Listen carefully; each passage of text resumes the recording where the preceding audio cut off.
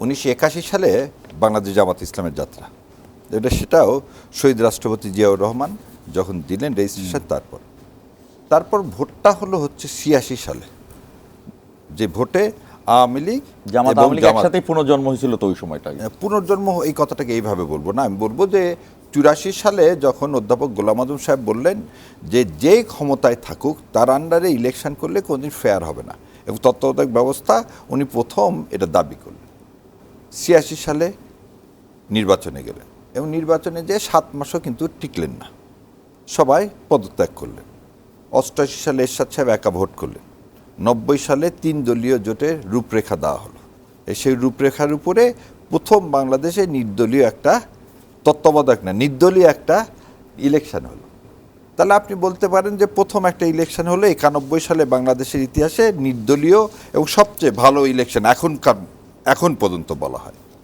সেই ইলেকশনে জামাতে ইসলাম 18টা পাইলেন, প্রথম দফায় 18টা পাইলেন, এবং 300 আসনে কিন্তু সিট দেয়নি, এবং 300 আসনে সিট না দিয়ে 18টা পাইলেন, এবং বিএনপিকে সমর্থন দান করলেন, কিন্তু মন্ত্রিত্ব নেয়নি, কোনো ক্ষমতার কোনো কিছু নেয়নি। সেটা দ্যাটস ইম্যাটেরিয়াল, সেটা আমার এখানে বলতেছি না।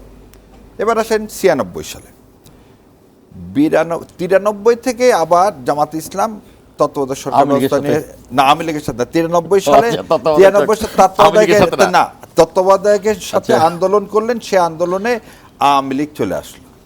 আওয়ামী লীগ চলে এসে এই আন্দোলনটা হাইজাক হয়ে গেল আওয়ামী লীগ, কারণ আওয়ামী লীগ বৃহৎ দল। এবং আমি একটা কথা বলবো যে তখন জামাত ইসলাম একটা বৃহৎ ভুল হয়েছে, সে ভুলটার মাসুল 96 সালে নির্বাচনে চলে আসলো 3টা আসন। এই ভুলটা কিরকম, মানুষ আওয়ামী লীগের সাথে তার ওই আন্দোলনকে তত্ত্বাবধায়ক সরকার ব্যবস্থা, দেখেন বেগম খালেদা জিয়াকে কেন সবাই মাদার অফ ডেমোক্রেসি বলে, কে কি বলে আমি জানি না, আমার কাছে মনে হয় সে অভিভাবক, সেটা সে অর্জন করছে।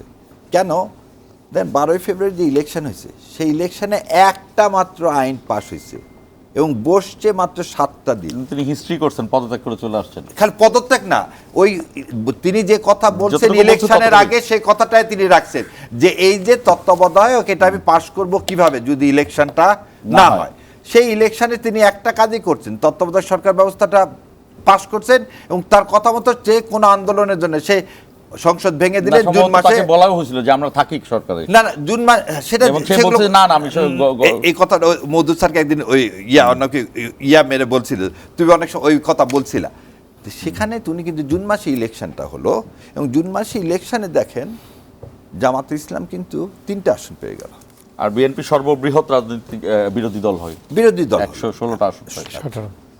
এবার আসেন 2001 সালে, সুপার ব্যালেন্স সংসদ ছিল ওই সময়। হ্যাঁ, 2001 সালে যদি আপনি ধরেন, 2001 সালে জামাত এবং বিএনপি 4 দলীয় জোট হিসাবে কিন্তু ইলেকশন করলো, সেখানেও কিন্তু জামাত ইসলাম 300 আসন দিতে পারলেন। 30 সেকেন্ড আমরা বিরতিতে যাব, আচ্ছা শেষ করেন। তাহলে 2008 সালের এই ইলেকশন তো এটা তো ইন্ডিয়ার crafted election, so I will not say anything about 2008 election. So আজকের এই ইলেকশনই প্রথম গত 53 বছরে বাংলাদেশ জামাতে ইসলামকে সুযোগ দিছে ফ্রি অ্যান্ড ফেয়ার একটা ইলেকশনে পার্টিসিপেট করার, 300 আসনে প্রতিদ্বন্দ্বিতা। কে সুযোগ দিছে, আল্লাহ না জনগণ? এই কথাটা যদি বলেন, আমি বলবো জুলাই বিপ্লবের শহীদরা।